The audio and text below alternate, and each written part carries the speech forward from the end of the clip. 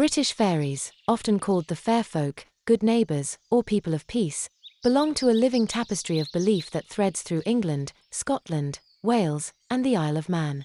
Neither angels nor demons, they occupy a liminal space between the human and the otherworldly, associated with thresholds, dusk and dawn, solstices and Samhain, river mouths, moors, barrows, standing stones, and lonely crossroads. Long before printed folklore, country people left cream on the hearth for helpful brownies, avoided disturbing fairy rings of mushrooms, and carried iron, bread, or salt as quiet protections against mischief. Across Britain, regional traditions shape the cast of characters.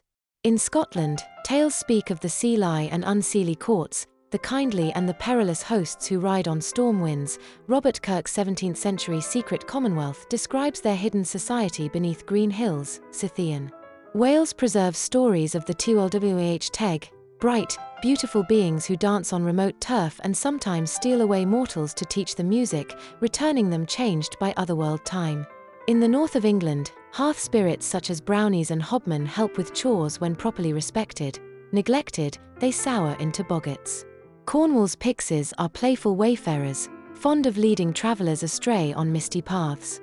Manx lore warns of the Muinja Vegi, to be spoken of only with courtesy. Literature and art reframed these beings without extinguishing their folk roots. Medieval romances sent knights into the otherworld. Ballads like Tam Lin and Thomas the Rhymer warned of tithe and enchantment. Shakespeare's Puck and Titania made courtly theatre of rustic belief. The Victorian era's fairy painting, nursery tales, and parlour stories softened edges yet preserved taboos. Do not boast, keep promises, pay for gifts, mind your words. As tradition tells it, fairies mirror us, capricious, generous, exacting. To meet them is to meet the land itself, beautiful and unpredictable, rewarding courtesy, punishing arrogance, and reminding mortals that the old places still have their keepers.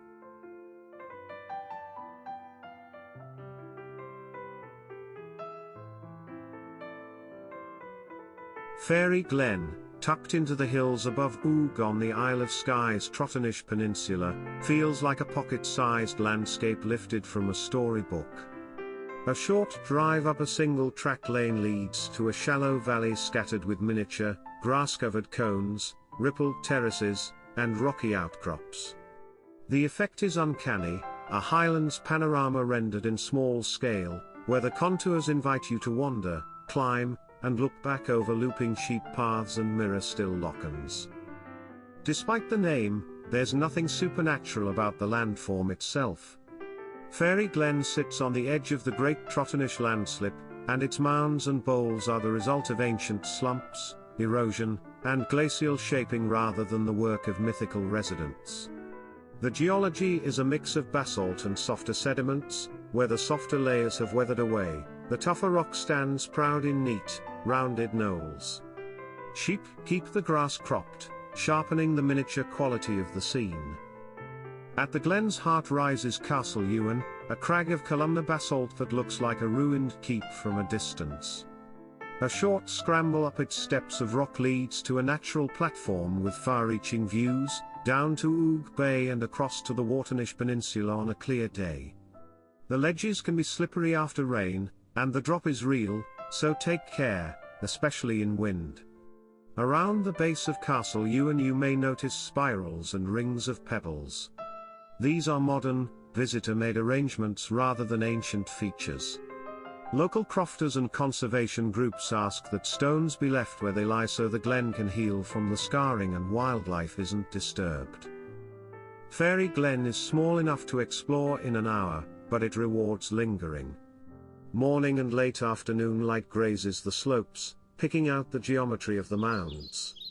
After rain, tiny waterfalls trickle into the pools, and on still days the water reflects the cones with near-perfect symmetry.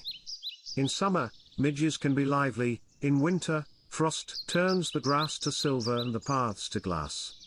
Good boots are useful year-round, expect mud in the hollows, and a waterproof is wise in Skye's famously changeable weather.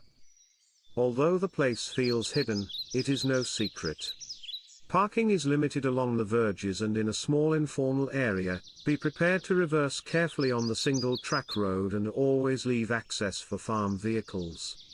The glen sits on active crofting land. Keep dogs on a lead around livestock, close gates, and stick to the obvious paths to reduce erosion.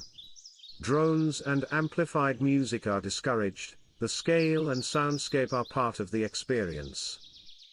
Folklore clings lightly to the site. Locals will tell you that fairies prefer visitors who tread softly, and it's easy to see why. The quietness, the toy-like hills, the way mist pours over the ridge and vanishes, all conspire to make the place feel charmed. Yet the real magic of Fairy Glen is how geology, grazing, and sky's weather have shaped a landscape that sparks imagination. Come with curiosity, leave only footprints, and let the glen work its small, enduring spell.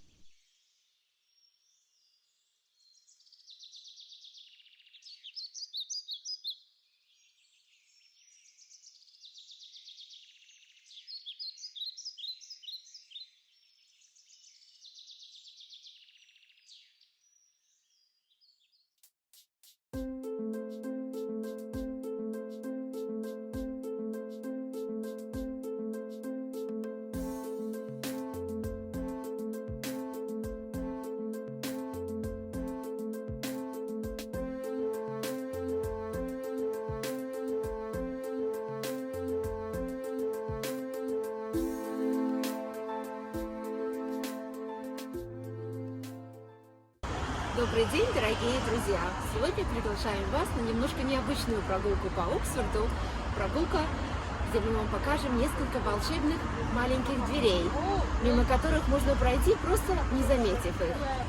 Сказочные двери в Оксфорде впервые появились, о них услышали в 2016 году, когда местные жители заговорили о том, что маленькие двери, феи, появились в деревнях не в центре города, а в деревнях между Кидлингтон и Бэкбрукс.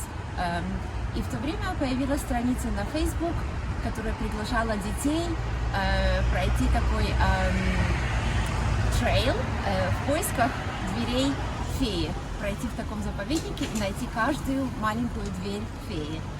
Это было в 2016 году, очень популярно среди детей. Ну и потом эта тема затихла. Никто никогда не видел и не встречал больше этих таинственных, загадочных дверей. Самая первая крошечная дверь в центре Оксфорда была замечена летом 2019 года, когда маленькая дверь загадочным образом появилась вот на этой улице, где мы сейчас стоим, Little Clarendon Street, и эта улица находится буквально 100 метров от главного университетского административного здания, наш head office нашего университета, серое здание чуть-чуть в продолжении этой улицы. Это маленькая таинственная дверь, появилась здесь в 2019 году, как я уже упомянула. Сразу же студенты Оксфордского университета сказали, что это, наверное, было организовано такой группой художников Денки Доос. Это группа таинственных, загадочных художников, никто не знает, кто они. Они создают и устанавливают вот такие маленькие двери по всему Кембриджу. И, конечно, студенты думали, что они теперь стали такое же делать в Оксфорде. Но некоторые жители проявили другие взгляды, сказали, что это, наверное, было оставлено после фестиваля Алис in Wonderland, Алис в стране чудес. Такой фестиваль проходится в Оксфорде каждый год в июле, и, наверное, после этого несколько таких загадочных маленьких предметов было установлено, чтобы детям было интересно.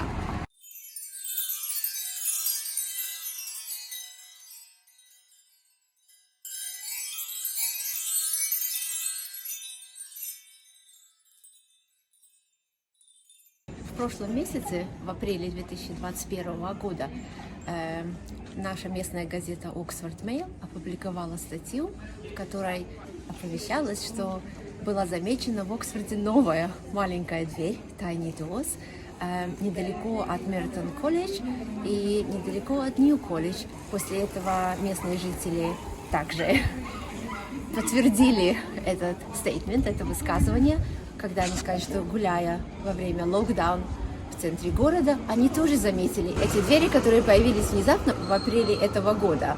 Опять же появились слухи, кто их создал, кто их сюда установил. Неужели это опять та же самая группа Динки-Дос, которая 2 года назад отрицала свою связь с этими дверьми? Мы сейчас пойдем и посмотрим, где они находятся, и вся идея в том, заметите ли вы эти двери, потому что их очень легко не заметить, просто проходя мимо. Местные жители также указали, что была одна из маленьких дверей, находилась возле известного моста Бридж Сайз, где мы сейчас находимся. Но очень быстро после этого эта дверь исчезла. Буквально месяц после того, как маленькая дверь появилась, это все, что осталось от таинственной маленькой дверцы.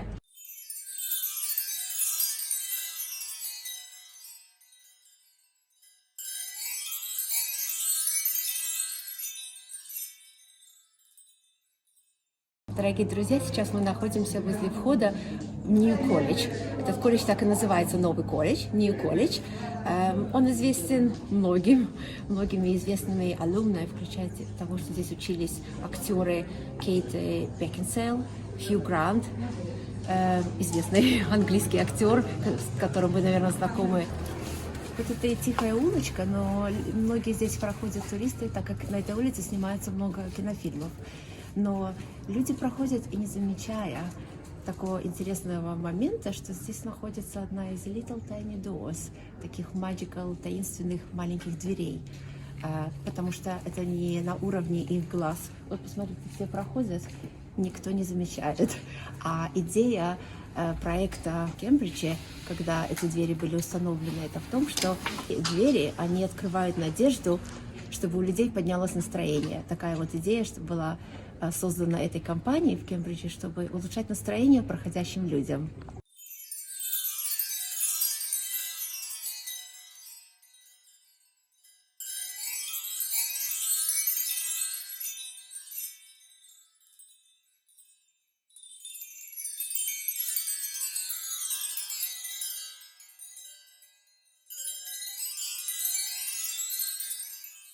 Еще одна дверь была найдена возле Мертон колледж, буквально 50 метров отсюда справа. Мертонский колледж очень известный, один из старейших оксфордских колледжей. В 2014 году ему отмечали его 750-летие. В этом колледже его алумной, его прошлыми учениками являются 3 нобелевских лауреатов. Это Фредерик Соди по chemistry в 1921 году, Николас Тиндерджен по медицине в 1973 году и Антони Легет по физике в 2003 году. Опять же вопрос, дверца появилась в апреле 2021. Как они появляются, почему они появляются и для чего они нужны? Вопрос остается открытым. Группа Динки-Дос, она не претендовала на владение этими волшебными дверьми тогда. И буквально на прошлой неделе я с ними связалась, хотела уточнить двери, которые появились в 2021 году, являются ли эти двери их новым проектом. Но, к сожалению или к счастью, они сказали, что нет, такие двери, их проект существует только в Кембридже. Может ли, вопрос остается открытым, может ли набор таких миниатюрных дверей, что он вам в мир принесет, это зависит только от нас самих, от участников, от каждого проходящего мимо, чье внимание к деталям будет вознаграждено, если вы будете смотреть немножко ближе, вы будете держать свои глаза открытыми, чего вам я очень и желаю. До следующих встреч, всего хорошего, до свидания.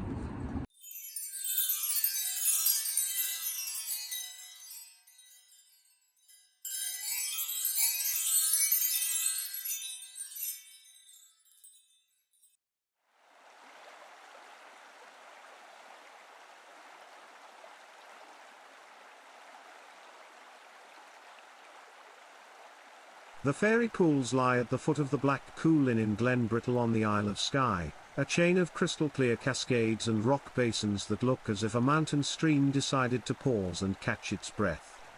Feeders from the Coolin pour down the slopes and step through a series of waterfalls, carving deep, glassy bowls in pale stone. On bright days the water flashes a startling turquoise, in overcast light it turns smoky green, with amber hints from the surrounding peat, always clear enough to watch bubbles drift and gravel wink on the bed.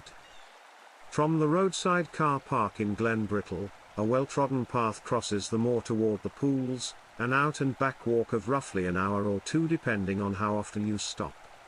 Stepping stone crossings can be submerged after rain, and the track, though obvious, is uneven, with short, steeper pulls beside the falls. Good footwear matters, especially in wet weather, when Skye's famous 4 seasons in a day sweep over from the sea and the Coolin gather cloud. After heavy rain the burns rise quickly, the water becomes powerful, and the rocks slick. It's beautiful then, louder, wilder, but take care near edges and never wade in spate.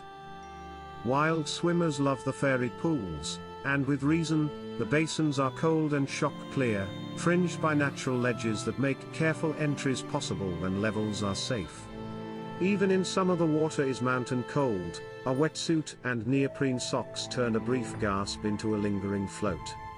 The deeper pots offer dramatic windows for photographs, long exposures blur the falls into silk, while still mornings reflect the jagged skyline of Sgurr and Fedain and neighboring peaks. Despite the name, nothing supernatural formed the pools. They are the patient work of water and time, sluicing through volcanic bedrock that the Coolin's glaciers and weather have fractured into shelves and fissures. Sheep keep the banks close cropped, so the stream reads like a sequence of outdoor rooms, each with its own waterfall and vantage point. It's easy to wander, sit, and listen, riffles above, a steady bass note below, skylarks overhead. The site is popular, particularly from late spring to early autumn. Arrive early or later in the afternoon for easier parking and softer light. Midges can be fierce on still, warm days. Bring repellent or a head net. In winter the pools are quieter, and frost or snowfall lends a clean sparkle to the stones, but daylight is short and the path can be icy. Whatever the season, pack a waterproof, respect the weather forecast, and tell someone your plans if you intend to swim. Glen Brittle is active crofting land and a fragile environment. Keep dogs on a lead around livestock, stay on the main paths to limit erosion, and resist the urge to rearrange stones or build cairns. What feels like a harmless memento disrupts habitats and spoils the geology others come to see. The fairy pools reward simple, careful presence. Walk slowly, watch the light shift across the water, and let the rhythm of the falls do the talking.